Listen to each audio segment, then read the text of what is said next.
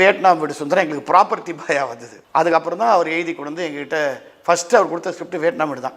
அப்படியா? எங்கள் அப்பா அதை வேணான்ட்டார். நான் போய் ஐயர் ரோல் போட்டு இது இல்லைன்னா பெரிய விஷயம், அது எனக்கு ஒன்றும் பெருசாக படலடான்ட்டார். என்னமோ அவருக்கு அப்போ இல்லை. அப்போ தான் அவருக்கு அந்த ஆடிட்டர் கிடச்சி ஆமாம் நம்ம தலைவர்கிட்ட போய் அதுக்கப்புறம் சரித்திரம் தான் அது சார் கேட்டது.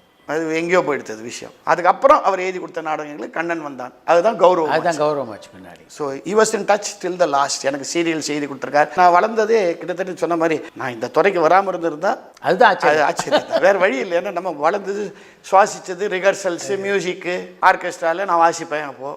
ஸோ அப்படி இது மாதிரி பெரிய பெரிய ஆள் வியட்நாம் வீடு.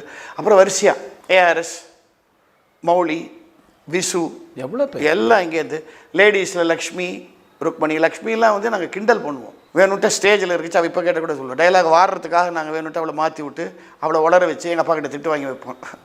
அதெல்லாம் அந்த கண்ணன் வந்தான் பீரியடில். அதுக்கப்புறம் right up to Vaishnavi, Sowcar Janaki பொண்ணுக்கு ஒரு திருப்பி ரீ லைஃப் வந்தது என்னுடைய நாடகம் லக்ஷ்மி கல்யாண வைபவம். நீ பார்த்துருக்கேன் இந்த மாதிரி வெண்ணிராடை மூர்த்தி எழுதினார் அதை.